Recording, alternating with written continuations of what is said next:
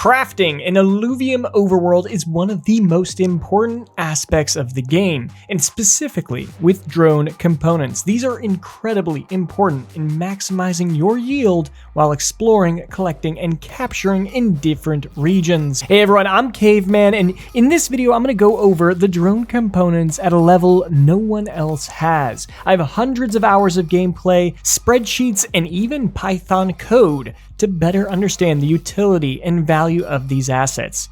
As always, I have the chapters below. Feel free to jump to whatever's most important for you, but first I'm going to show off how to craft these chips, including the advanced and supreme, or stage 2 and stage 3 of the drone chips. I know that can be a little bit difficult, and do remember that this is still in private beta at the time of this recording, soon to be open testnet, and there may be some changes that come along, and I'll do another drone video in case that happens. Then I'm going to jump into what each of them do and dive into the results of my data mining and the important math behind which chips are useful and which ones you should skip. So let's go ahead and hop into game, and I'll show you how to craft stuff here at Sanctum Mesa. You're gonna head to the forge. Note that it's gonna change if you're watching this a little bit later. It doesn't look like this. It's a new building.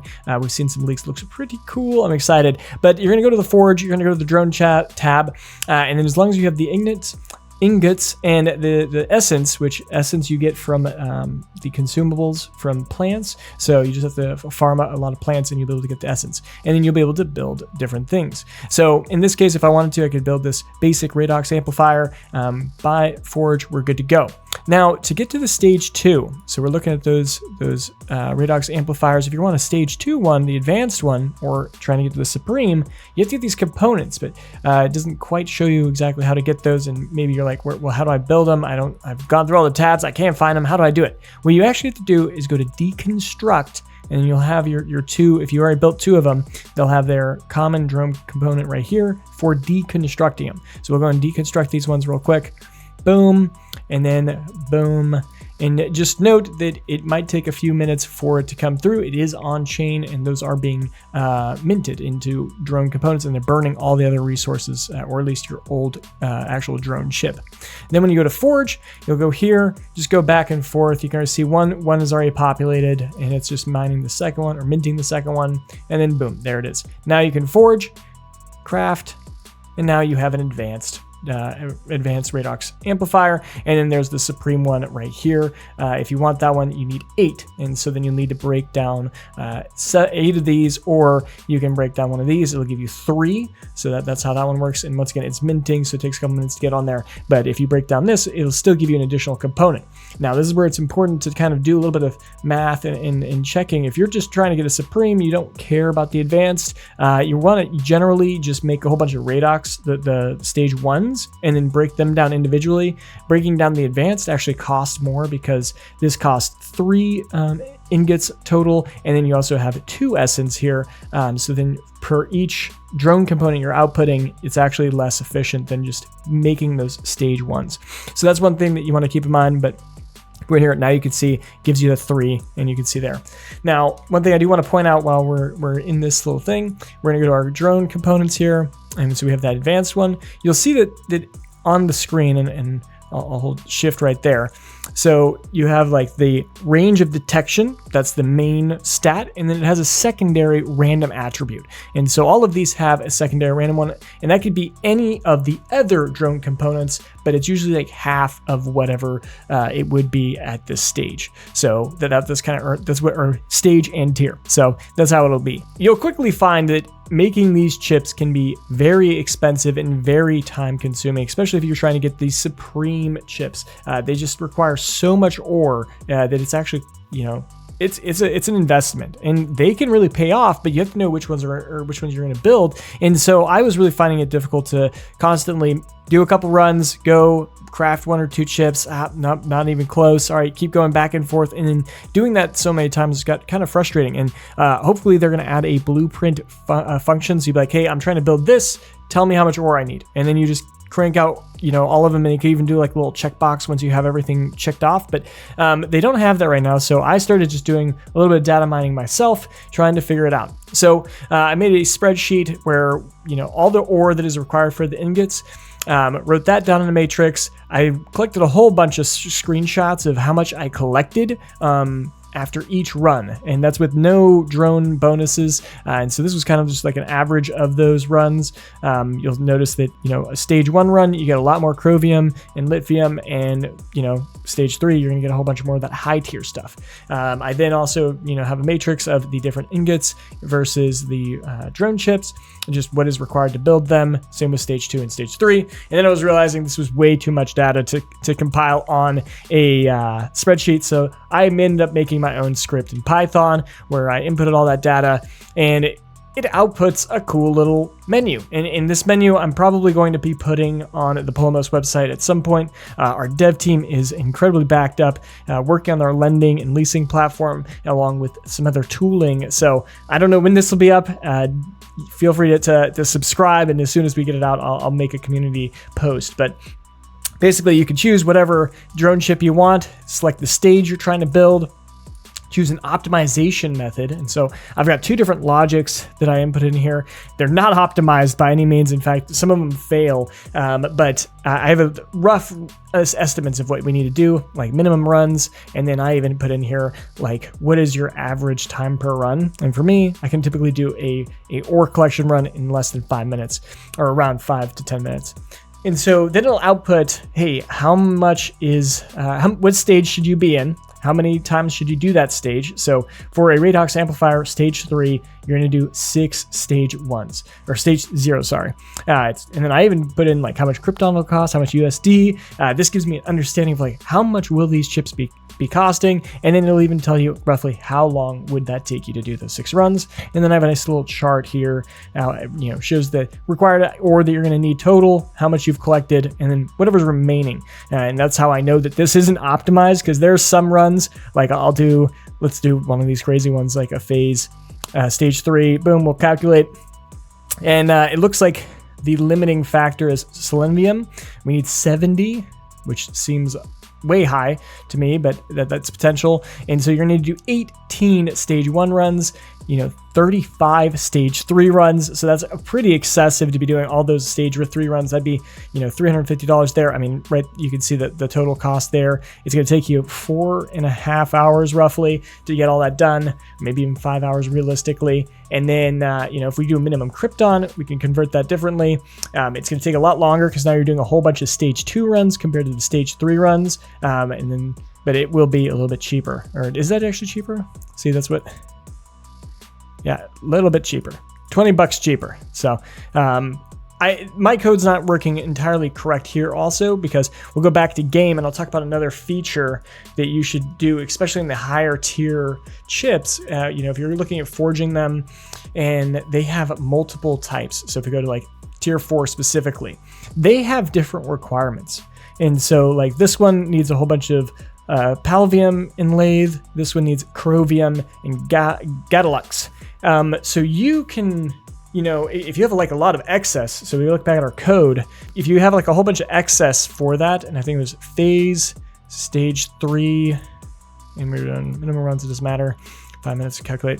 It has a whole bunch of extra compiling. Like right here, we have a whole bunch of 754 palvium. And then if we go back to our game, one of these likes palvium, this one.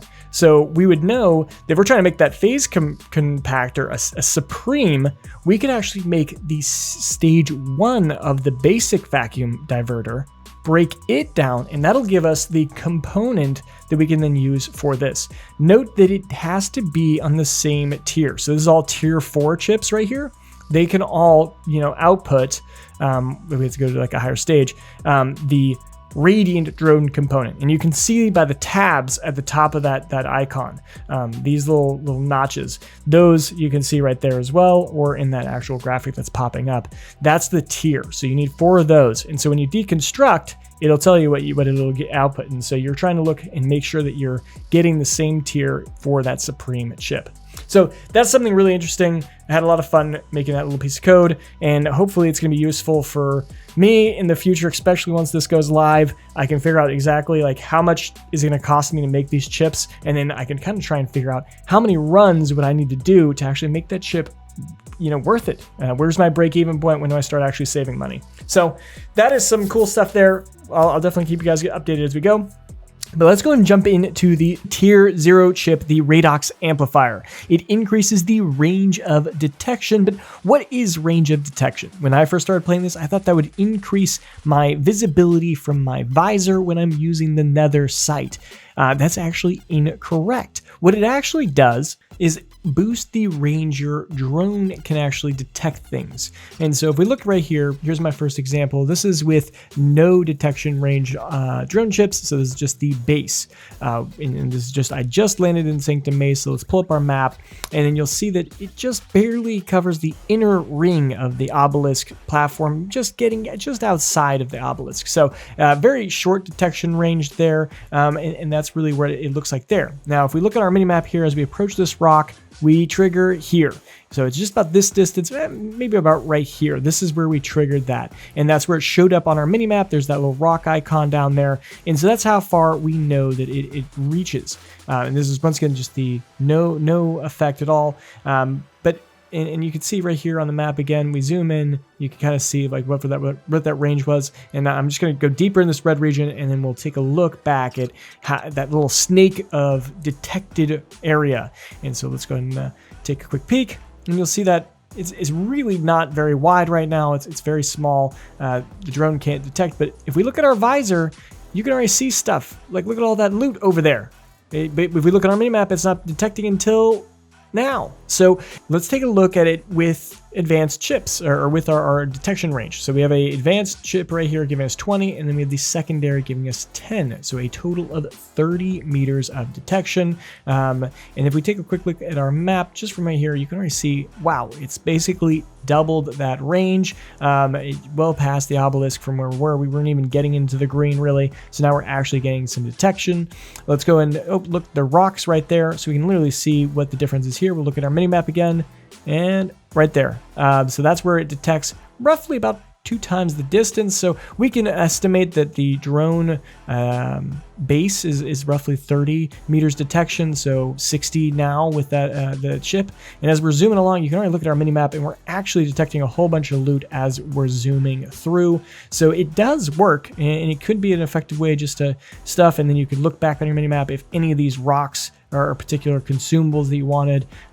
It's a lot wider, and it can be, something to consider. It's a free chip, so if you're trying to just do this, it's something. But once again, we go to our visor, it doesn't even pick that stuff up, and our visor does. Now I do have a Supreme visor, so that is something, but you can also build that for free. So it's like, I think this chip is just not that useful. That secondary effect could be though. So if you're trying to really min-max the first time you go into a stage 1 region or a stage 2 region, and you just don't want to lose anything there. But let's go ahead and jump into the tier 1 chips. So we go to drone, tier 1, and you'll see that there are 3 types currently. So you have the basic resonance regulator. I'll start off with that one. That one's actually going to be removed from my understanding. The whole scan functionality in the game is going to be replaced. So I imagine that this is going to be gone, and then that just leaves increasing your available suit slots and increasing your available weapon slots. So we go to I, Z, we pull up our team. You'll be able to see that with default, we're given 3 weapons and 3 suits. I'm only using 2 of the slots currently. I just haven't had time to grind out the 3rd one, but this has worked for me, and I've been grinding over 200 hours. I think that chip is pretty useless at this point, unless the suits become way more impactful on a situational basis, or you can have like skins in game, and you want to flex and show them off to your friends. Otherwise, I just don't think that's worth. You only have 3 slots that you can really put in there, and you don't want to waste it on those. For weapons side, I think that there could be a case made that, hey, you want to have weapons for every different hyper situation, the element counter system or affinity counter system, just so that, like, you're not having a nature into a fire, because that would obviously be bad for the hyper mechanic. But realistically, you're going to want to put I already talked about the tier 2 chip right here. I think that's the most important one. You're going to want to have diagnostics and planning. This increases your team size. So not only could you actually have a creature, an illuvial, to counter the enemy's affinity, you also just need more units, and that's pretty much the only way to get into the higher stage regions. So that's really important there. We'll go over these slots actually real quick because I missed that earlier. So you have 3 slots. You have diagnostics and planning. That's basically the tier 0 and tier 1 chips, or tier 2, tier 1 and tier 2. So that's really, you know, what goes there. Absolute is all of your chips. Anything can go there. And then the acquisition is just collection-based chips. So you want to be able to maximize these. And I personally generally only have the index capacitor here. And then these are going to be more of collection to really boost your yield in game. So let's move on to the tier 2 chips then, which is only one. And that is the most important chip in the game, and that is the index capacitor. It's just basic, advanced, and supreme. And what this does is just increases your alluvial slots. And I think that if you're going to be playing, you definitely want to check out our team builder. We have 5 teams that can get you into stage 2, stage 3. You can check that video out here. That'll help you get through to growing. And you need to have these chips to build your team, or else you just can't have enough power. There is a possibility, and you can win with only 4 alluvials, but your chances of winning, especially in stage 3, are a lot harder. And you better have like tier 5 stage 3 alluvials, and you have 4 of them that are all really strong, plus your rangers got beefcake tier 5 weapon. That's really the only way to win those. So that's why the index capacitor is really important. All right, moving on to the tier 3 drone chips. There are 2 of them, and these are really important. These are to reduce your energy costs for mining and harvesting, and really boost your yield that you're getting out of the regions. You only have a certain amount of energy when you go in, and you need to figure out the best way to get everything out of it. And this is where specialization will come into play. I'll talk about that in just a moment, but let's just quickly break it down. So a stage 1 will give you 10% off. Stage 2 is going to give you that 15%. Stage 3 gives you 20% off. So let's just do a little bit of math real quick to understand that a little better. So we pull up a calculator, and let's say it's taken off 20%, and you don't get the lucky random stat, but you get that. That boosts it by 25%. So your output's already going to be increasing by 25%. And so if we look back at the cost of one of these chips, and so we'll go to permeation, stage 3, minimize krypton. It's looking at 134. Remember, my code's not been optimized. In this case, it looks like, what do they have different elements, chromium. Oh, they might have the same stuff actually, so it's not as useful. Galvium. Now this one has Jetco, and this one has Vantium. So a little bit different, Nobilium. So they have some different stuff there. So there's a potential that there's a whole bunch remaining here that can be optimized. Let's say it's only $100 for this. So if we're saving 25%, or let's say $2.5 for a stage 3 run, because it's $10, that'd be 25% off. So you're looking at 100 divided by 2.5. And that's what we're going to be getting. So in 40 runs, you'd be breaking even with this. And once again, if we go back to our calculator, this took 47 runs just in one chip. So you've already made your money back with that one go. And you're 25% upgrading. You're having all these extra ores that are going to be coming in that you can use in different locations, different objects. These are huge. You definitely want to build these. So let's compare to the tier 4 drone chips. And so we've got the duplicate ore and duplicate essence. I was like, okay, those have got to be better. They're a tier 4 drone chips. It's supposed to be a better chip. But in reality, these do not perform well. So I did, I don't know, like 20 different runs with it, and recorded the thing. So it's still pretty anecdotal, small sample size. But I have the Supreme chip getting 10% duplicate ore and 5% off, and then I got a 12%. So basically 2 Supreme chips here, total of 27%, and it still only gave me roughly 22% boost. So even one of the encounter, or the reduced mining cost made up for that whole chip outfit. And that's crazy, because if you would get like the 70% off, like total, like it would blow it out of the water. And if we look at the cost of it, well, let's go, it's atomic, stage 3, it's more expensive also. It's 216 compared to what was it, 136. So almost another like $75 off or more expensive. It's going to take longer to get your payback. Honestly, this just doesn't work. And the reason I actually built it, I mean, the math is pretty clear that it's not going to be nearly as effective as the reducing the mining cost. But I thought maybe there was some hidden feature in the game, maybe like every node has like 5 different ore that can hit, because sometimes you get more than one even if you don't have any chips at all. And so I figured maybe it could hit on each one, and maybe somehow it was actually more economical to do that. So I think I would stay away from any of the duplicate chips. I think they're all a bait, so stay away from those. But then you have the encounter cost reduction. Now that's even bigger, because an encounter costs 625. So when you get a couple of these, it's huge. And I have a couple of these chips too, and I can get down to 50% off, and that's just it doubles the amount of encounters you can do, which I think is going to be really important, especially since your travels do cost. So being able to do that, it'll quickly output, and so. Definitely think that's important. So then you're going to be specializing, right? And so if we go back to our tier 3 chips, you're going to want the mining energy. Anytime you're just going to do a mining run, you want to do 2 supreme chips there. Hopefully you got lucky with the secondaries. And then on your team size, just in case you run across something nice, I would suggest, team illuvial slots. Hopefully you get a mining secondary attribute there too. So then you put that one. And maybe you have a different supreme chip that's for encounters or for harvesting consumables. I think that's the best way to approach this. And then you'll be able to maximize your gains.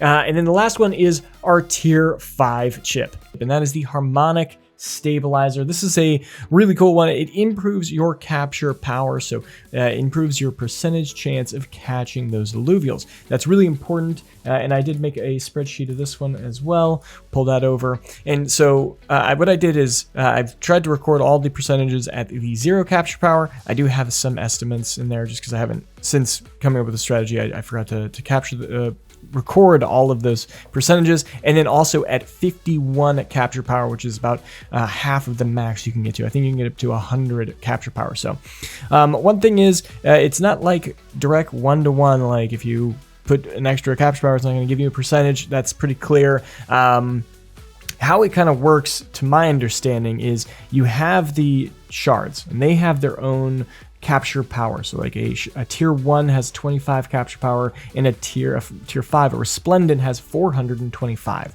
And so that's their capture power. Each alluvial, including stage in there as well, has a different requirement, and then that adds up to a different capture percentage. And that's what these are. These are all the different capture percentages. So if you were trying to capture a tier 0 alluvial, right here, with a tier 1 shard at 0 capture power, it'll have a 61% capture rate.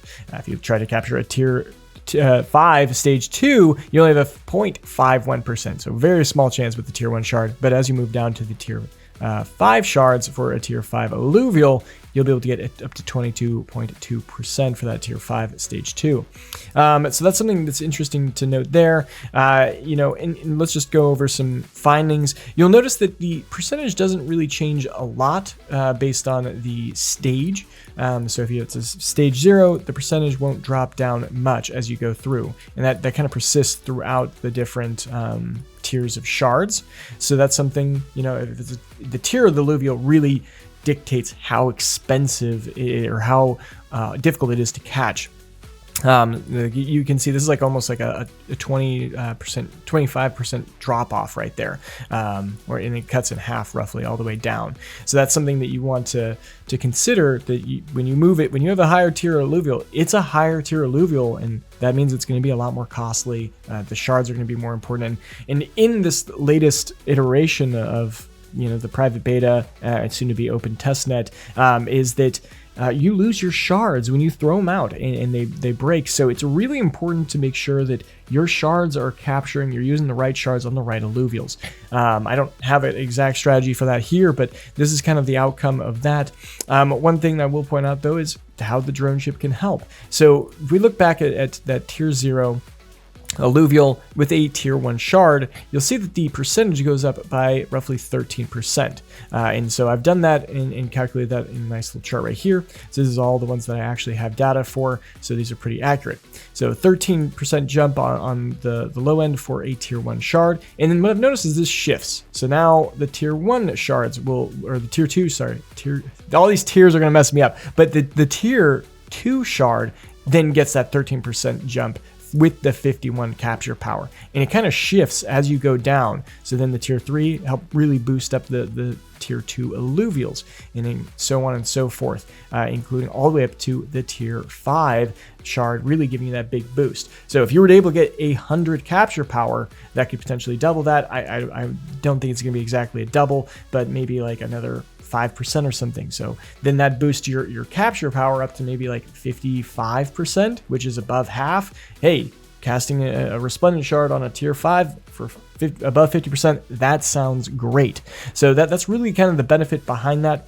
I'm still not sure what's more worth for, remember, if we go back, we have only a certain amount of slots in our illuvium thing. So we have our acquisition and absolute slot. The acquisition, we can either put in that capture power. Where is it? Capture power. Shoot, where is it? Oh, it's already on there. Capture power is already on here. So it's either you do capture power or you do encounter cost. And I think potentially encounter cost is a better way. You just get more iterations, you get more attempts. But here's the thing, the shard cost is so expensive. So it's a hard trade-off, and I don't have the answer there because it comes down to your risk appetite of what you want to do. Hey, if you want to throw shards at like very low percentages, you can do that. But especially if we're looking at master shards, they're so expensive that we're really gonna have to min-max like where this is going. And once the open beta comes out, I might drop a more refined method of what I think exact percentages you should put in with exact shards. But that'll be something that's kind of financial advice, and I don't want to step into that realm because if anything goes bad, I don't want you guys blaming me. So either way, that is the tier 5 shard. I'm going to stick with my encounter cost. I think that's just, you get more encounters, you get more attempts, and you just got to keep trying until then. I'm going to do more math on that in the future, but this video has already taken me a long time to compile. This spreadsheet and the code that I created was a lot of work, and I'm still missing stuff, so I need to go through and figure out the rest of these little things that I'm missing. But I hope you guys enjoyed this video. If you did, smash that like button and subscribe for more content. We're just getting started. Illuvium's heating up. And so, yeah, anyways, I see you guys next time. Caveman logging off.